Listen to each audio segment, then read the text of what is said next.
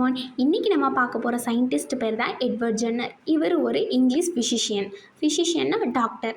இவர் தான் வேக்சினேஷனை வந்து ஃபஸ்ட்டு கண்டுபிடிச்சார். தென் இவர் தான் ஃபாதர் ஆஃப் இம்னாலஜி. இவர் வந்து கோபாக்ஸ் அண்ட் ஸ்மால் பாக்ஸ் வேக்சினை வந்து கண்டுபிடிச்சிருக்காரு. தென் இவரோட சின்ன வயசுலேயே இவர் டிசீஸால் ரொம்ப சஃபர் ஆகியிருக்காரு. தென் இவர் வந்து இங்கிலாண்டை சேர்ந்தவர். தென் இவர் வந்து ஒரு கவுபாக்ஸ் அஃபெக்ட் ஆனவங்களுக்கு வந்து ஸ்மால் பாக்ஸ் வராது அப்படிங்கிறத வந்து கண்டுபிடிச்சிருக்காரு ஒரு எக்ஸ்பெரிமெண்ட் வழியாக. இதுக்கு வந்து அவர் ஒரு 8 years old பாயை வந்து யூஸ் பண்ணியிருக்காரு. That boy name is James. Experiment என்னென்னு பார்க்கலாம். கவுபாக்ஸ் அஃபெக்ட் ஆன ஒரு மில்க் மேடிட்டருந்து அதோட சாம்பிளை வந்து ஒரு ஜேம்ஸ் அப்படிங்கிற ஒரு 8 years பாய்க்கு வந்து இனாகுலேட் பண்ணியிருக்காங்க. That boy is suffering to cowpox. அவங்களுக்கு வந்து கவுபாக்ஸ் வந்துட்டு ஓகே. தென் ஒரு ஸ்மால் பாக்ஸ் பேஷண்ட்டிருந்து சாம்பிள் எடுத்து தட் அந்த எங்கேஜ் பாய்க்கு வந்து ரிட்டன் இனாகுலேட் பண்ணியிருக்காங்க.